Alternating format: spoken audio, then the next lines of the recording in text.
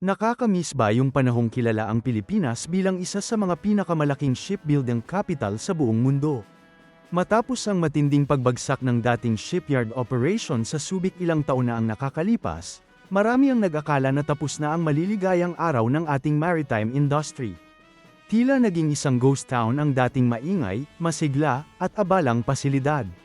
Libu-libong Pilipino ang nawalan ng trabaho at napilitang mang-ibang bansa.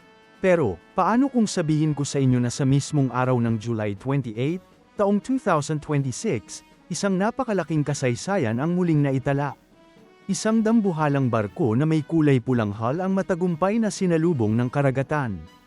Ang nakakagulat pa rito, pinagsama-sama ng proyektong ito ang tatlong naglalakihang puwersa, ang hindi matatawarang husay ng manggagawang Pilipino, ang pinakamakabagong teknolohiya ng South Korea, at ang napakalakas na financial backing ng Amerika.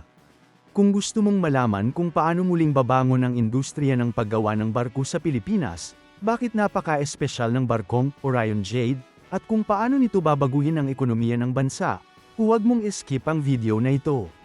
Ito ay isang malalimang analysis at update sa pinakabagong tagumpay ng ating bansa. Huwag kalimutang mag-subscribe at i-hit ang notification bell para sa araw-araw na updates.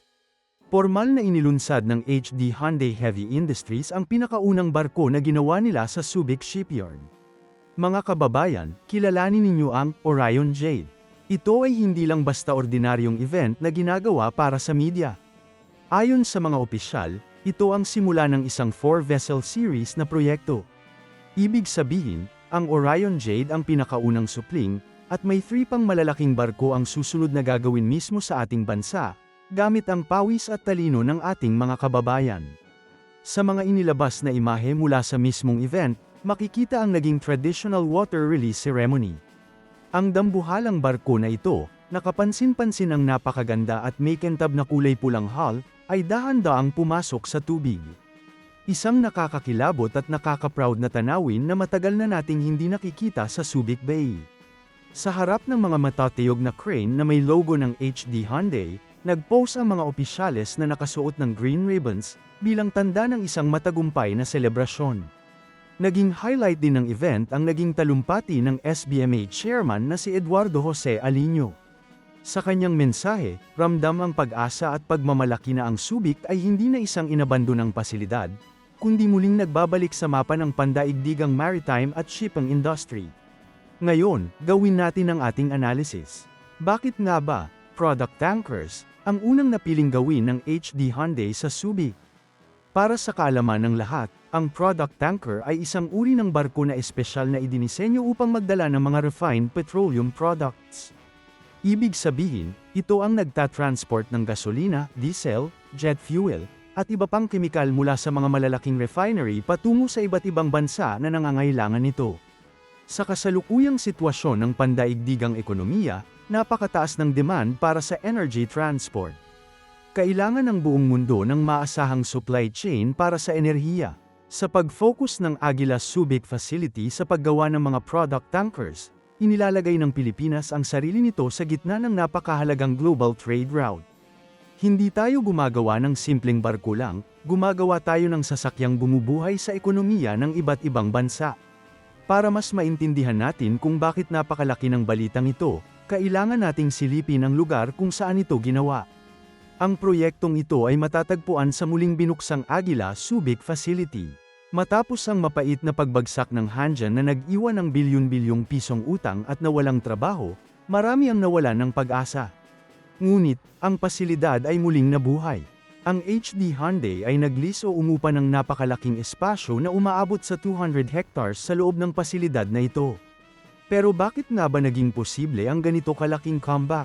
Dahil ito sa tinatawag nating Golden Trilateral Partnership.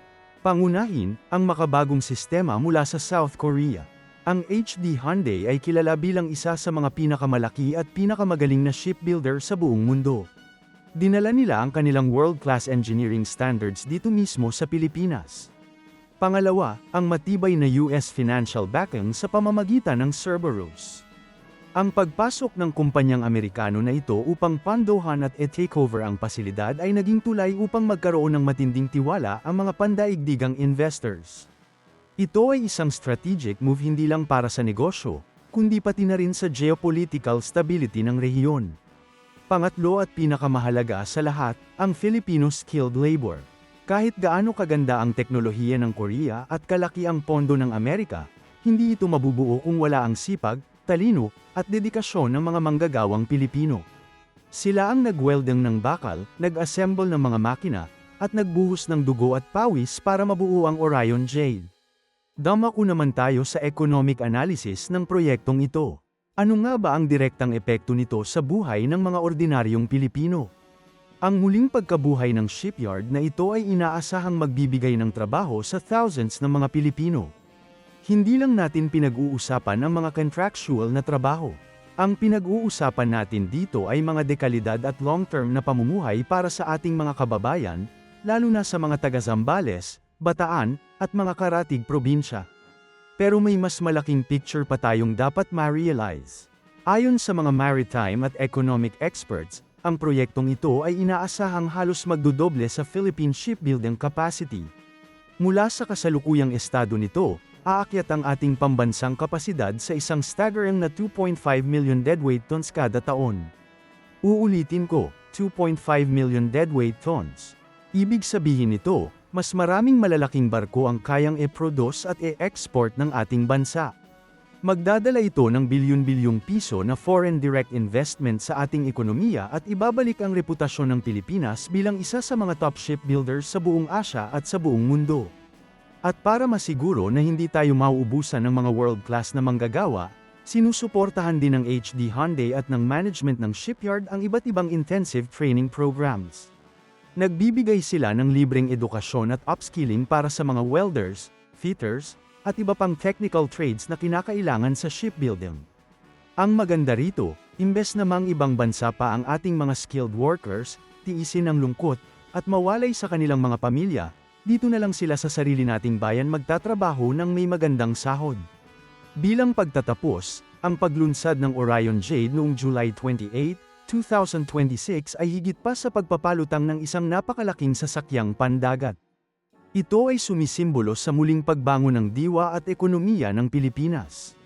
Matapos ang maraming taon ng paghina at pagkadismaya sa ating industriya sa paggawa ng barko, heto tayo ngayon, muling nagbabalik at nagpaparamdam ng lakas. Proudly Philippine-made, pero backed by global giants. Kaya naman, isang napakalaking saludo at pagpupugay sa lahat ng mga Pilipinong naging bahagi ng makasaysayang proyektong ito. Ang tagumpay ng Orion Jade ay hindi lang tagumpay ng kumpanya, kundi tagumpay ng bawat Pilipino. Kayo, ano ang reaksyon nyo sa napakagandang balitang ito para sa ating bansa? Masaya ba kayo na muling bumabangon ang Subic bilang isang pandaigdigang shipbuilding powerhouse? E-comment ang inyong mga opinyon, thoughts, at analysis sa ibaba. Dahil binabasa ko ang inyong mga saloobin. Maraming salamat sa inyong panunood at pagsama sa isa na namang malalimang pagsusuri.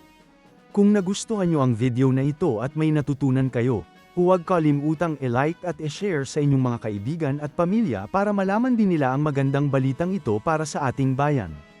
Hanggang sa muli, patuloy tayong mag-uulat ng mga makabuluhang balita para sa pag-unlad ng Pilipinas. Mabuhay ang manggagawang Pilipino!